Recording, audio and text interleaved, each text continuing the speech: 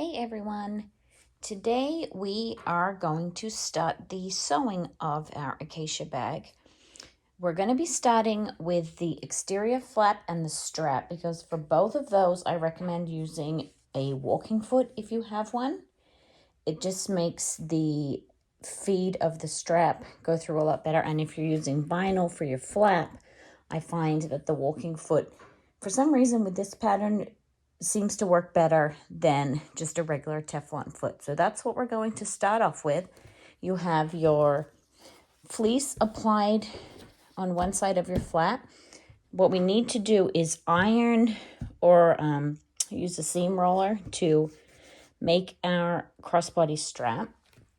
So what you need to do, this is the strap that is 4 times your finished width by your width of fabric, or about 56 inches once it's all put together. So to get that to be the right finished width, you fold it in half first. Now, excuse me if I bump the camera with my extremely pregnant stomach behind here. I'm just going to get you started here. So folding it towards the center, folding it in half, you would go along the entire length of your strap and then fold it again. And then seam roll or iron that. And then again that way, so that your finished strap has the raw edges enclosed on the inside there. I'm going to go ahead and do that with my iron, and I'll be back to show you the finished iron strap before we head over to the machine. So now the strap is ironed the whole way down the length, as I showed you before, folding the raw edges into the middle here. The other thing to do if you're using a woven material for your strap is to fold your end in so that you have no raw edges showing there. So that is ready now to be sewn. So I'm going to set that aside for the moment before we head over to the machine, because I want to just quickly take a minute for anyone who is doing a magnetic snap closure as opposed to a turn lock. You are going to want to install your stud section now before we head over to the sewing machine. So what you're going to want to do is take the side of your flap that will be the interior. For me, that is matching the exterior fabric, and the vinyl part of my flap will be the exterior of the bag to contrast. So I'm going to find the center of this. This piece is not a perfect exact size based on your cutting mat. So you can fold it in half to find the center, or you can just use your ruler, but it doesn't like, it's not like exactly 9 inches. So I would just crease that slightly to find the center. And then on that center line that you've just made, you want to measure down 1 5/8 inches. The pattern says to place your turn lock at 1 1/4 inches, but we have to account for the seam allowance that we haven't taken off yet. So that is where the 1 5/8 comes from. So using your ruler, I'm going to measure down 1 5/8 and just put a little mark there. And then the way that I install the magnetic snap is I take my little circle piece and I pop it over that dot that I just made. Draw in my 2 little lines there. Then I take my seam ripper and I very carefully poke it at the start of that line and just cut up not quite a quarter, it's It's probably a little bit more than 1/8 of an inch. It's just a little slit that I cut in the fabric. Poke the seam ripper through first. You have to be very careful that you don't accidentally slice a big cut. Pop that through there. So then I have 2 tiny little holes there on the back.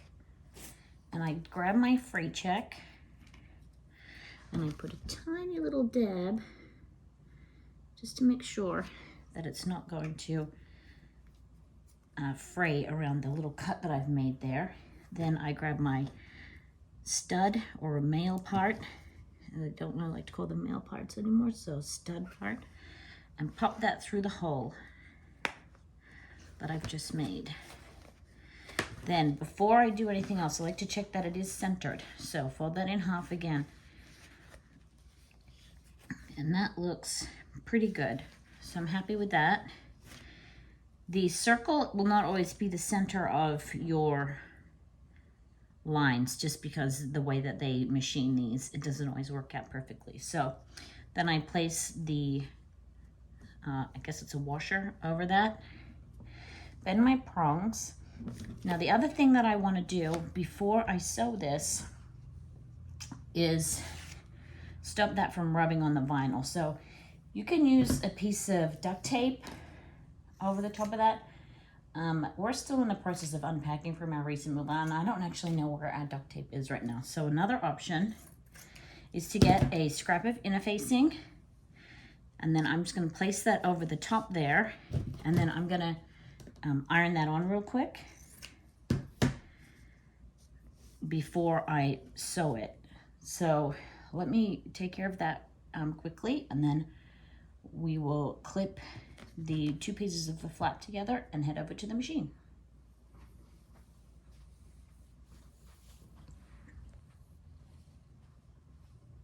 Now I have put the interfacing over the back of that snap there so that it won't rub on the vinyl.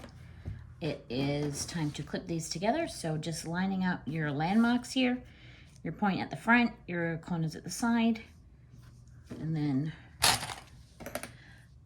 clip around the entire flap. We will not be sewing this end. That will stay open so we can turn it. And then that will become enclosed in the back of the bag when we put that together. So just clip around. Oh, that's not lined up very well.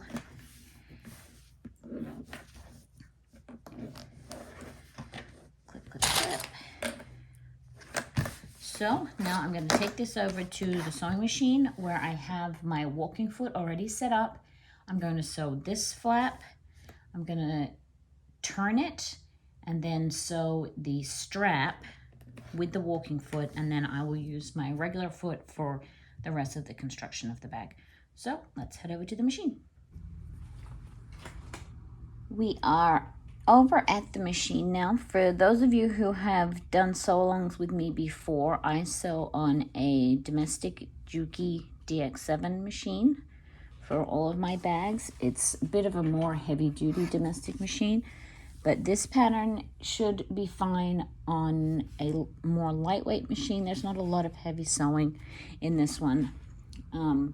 And we do try to keep a lot of the bulk out of the seam allowances. So the first thing that we're going to do is sew around our flap. So we're using a 3/8 of an inch seam allowance, and we're going to be sewing all the way around the 4 sides, excluding this 5th side at the back there. Now I've got my walking foot on because I'll be using that to top stitch the flap and also for doing the strap here. What I like to do is grab a ruler and just double check my seam allowance before I start. Make sure that that needle is lined up with where 3/8 of an inch is going to be, and it looks good. I use a stitch length of about 2.5 for construction, and then I use a 4 for top stitching, but you will find what works best on your machine. So let's go ahead and sew around this now.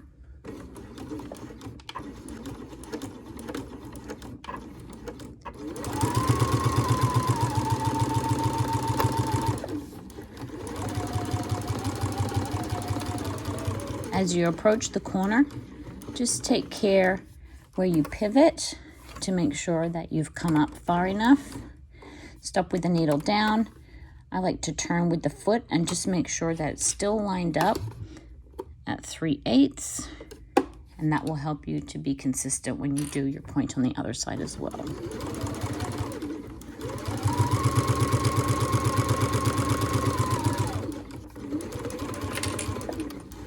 I also like to go nice and slow as I approach the curve here to try to keep it as symmetrical as possible, and just take several short stitches if you need to, just as you navigate around that curve. Check it again. I normally don't remeasure in the middle of construction as much as I do in this particular part of the pattern, only because it's the very front of your bag, and that's why I just like to check so that you know that it is as symmetrical as possible. Now you can have a look and see on this side where you pivoted. So mine is about 1/8 of an inch above where that corner is there, so I'm going to try to match that on this side.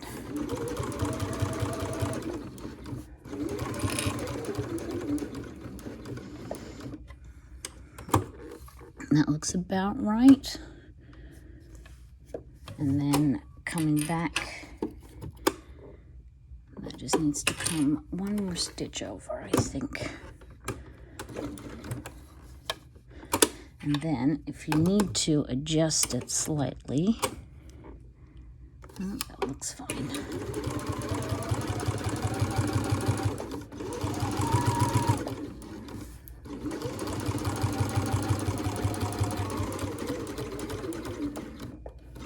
And then back stitching, pull that nice and tight. Now I'm going to grab my pinking shears and just trim around here. Something that you can do as well is just have a look and make sure that your two turns here are as symmetrical as you would like them to be. So you can fold your flap in half and then just compare your points when you fold it in half, and they look reasonably close. So that's, I'm going to call that close enough is good enough for today. So I'm just going to trim around here. I'm going to use my pinking shears. You can use regular scissors too, just to take some of that bulk out. Then we'll turn it and we can top stitch this.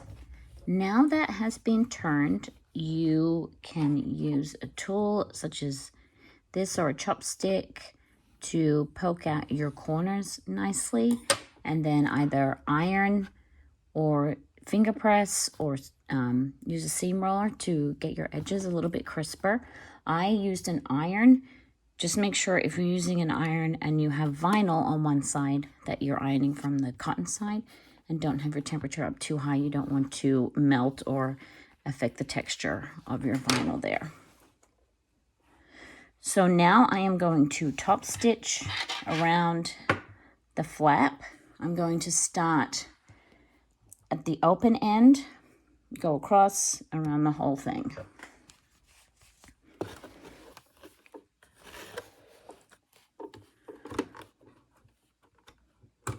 I use a 1/8 of an inch for my top stitching, but just along this edge I'm going to stay a little bit further in just so that it doesn't shift too much, and then I will come to the edge as I go to the parts that will actually be exposed. This part will be hidden in the back seam.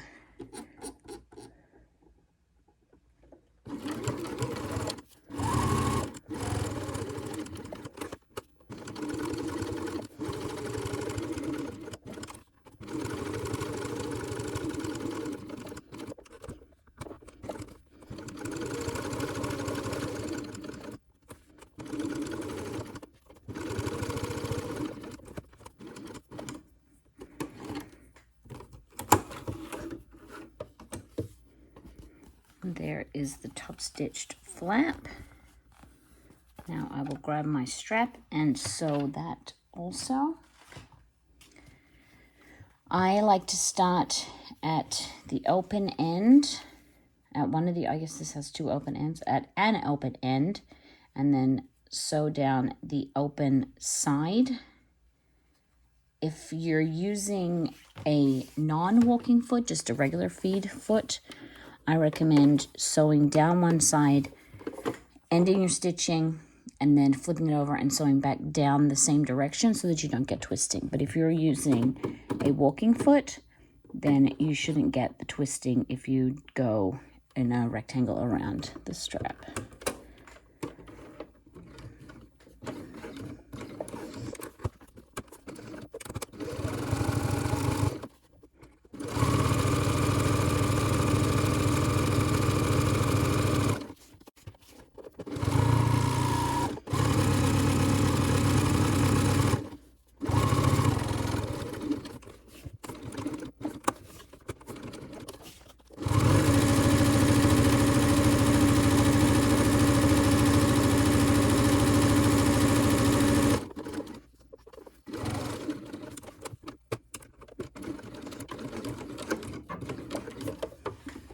Okay, then you just need to secure your ends, and then we'll set the strap aside for now until we're ready to attach the hardware to it.